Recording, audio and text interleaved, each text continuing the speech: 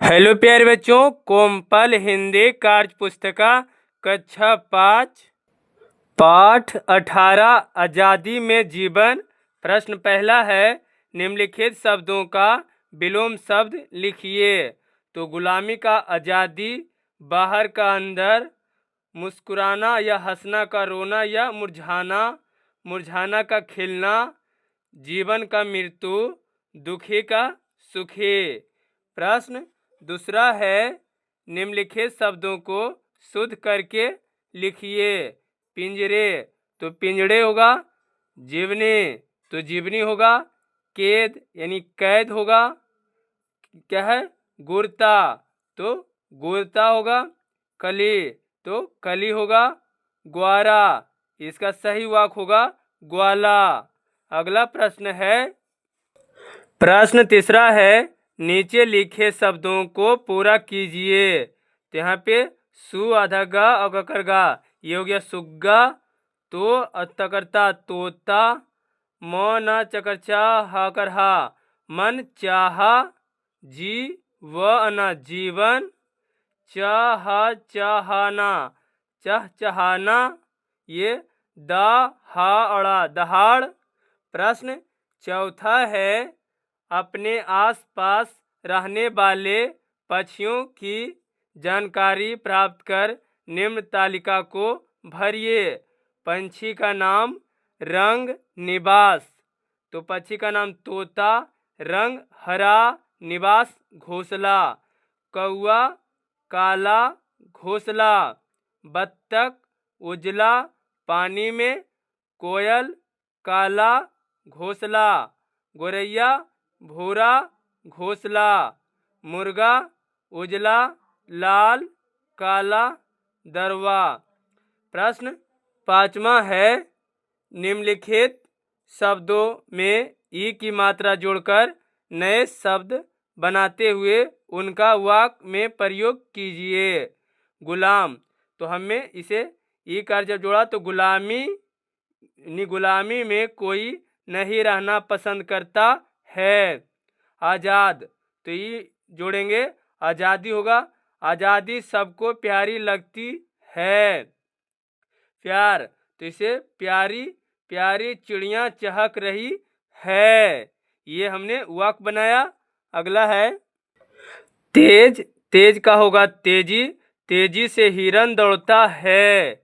देर का होगा देरी, देरी से बस आई है। खुश का होगा खुशे, खुशी की बात है आप परीक्षा पास कर गए। दुश्मन, दुश्मन का होगा दुश्मनी, दुश्मनी किसी से मत करो। डाल तो डाल का होगा डाली, डाली पर चिड़िया चहक रही है।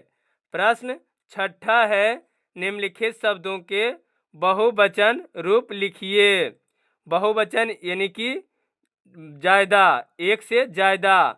कली तो होगा कलियां, डाली तो डलियां, बगीचा तो बगीचे, खुशी तो खुशियां, मछली तो मछलियां। प्रश्न सातवां है, पशु पक्षियों पर रचित किसी कविता की कुछ पंक्तियां लिखिए। या तो आप पशु या पक्षी पे किसी एक पर कविता लिखिए।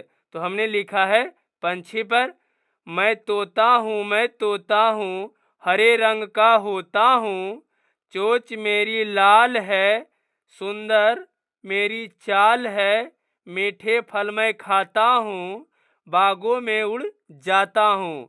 ये पंक्तियाँ हमने लिखा। आप पशु पर भी लिख सकते हैं या पक्षी पे भी।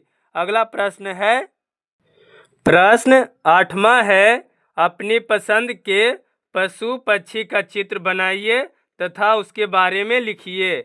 या पशु या तो पक्षी, पक्षी में मोर, कौआ, चेल, गेंद, बत्तख, मुर्गा, कबूतर, इसका चित्र बना सकते हैं। पशु का गाय भैंस, हिरन, हाथी, बाघ, शेर, ये सब का चित्र बना सकते हैं किसी एक का, और उसके बारे में लिखना है। तो हमने एक मोर का चित्र बनाया है और बोल रहा था इसके बारे में लिखिए।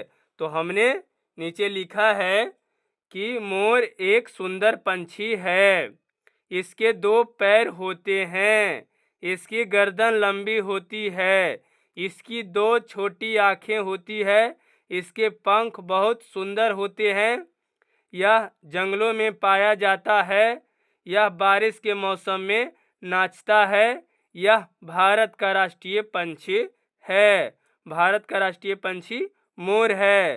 प्रश्न अगला है, प्रश्न संख्या 9 है, चिड़ियाघर में अपने कौन कौन से जानवर देखे हैं, उनके नाम लिखिए।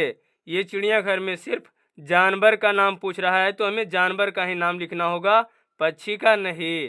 तो एक लिखा हुआ है शेर, तो हमने लिखा हाथी, जिराफ, बाघ, हिरन, यहाँ पे फिर हमने लिख दिया बाघ ही। ये हम दूसरा जानवर का नाम लिख सकते हैं। अगला हो सकता है, आप यहाँ पे भालू लिख सकते हैं। प्रश्न 10वां है, नीचे दी गई पंक्तियों में आप कुछ ऐसे ही समान लय वाले शब्द लिखकर कविता पूरी कीजिए। यानी ये जो पंक्तियां में दिया हुआ है, भोर उड़ते सुखी न्यारा, तो ये कविता है। पिंजरे में है तोता दुखी, उड़ जाए तो हो जाए सुखी, आया मोर मचाया शोर, तब तक हो गई भोर, मछली जल में तैरती है, चिड़िया नभ में उड़ती है। नाभ यानी आकाश। सबका अपना घर प्यारा है, मुझको अपना घर लगता न्यारा है। ये कविता को जो रिक्त स्थान था उसे हमें भरना था। अगला प्रश्न है, प्रश्न 11 है, चिड़ियाघर के बारे में लिखिए। अगर चिड़ियाघर गए होंगे तो आपको ये मालूम होगा, चिड़ियाघर वह संस्थान है जहां जीवित पशु पक्षियों को बहुत बड़ी संख्या में संग्रहित कर रखा जाता है।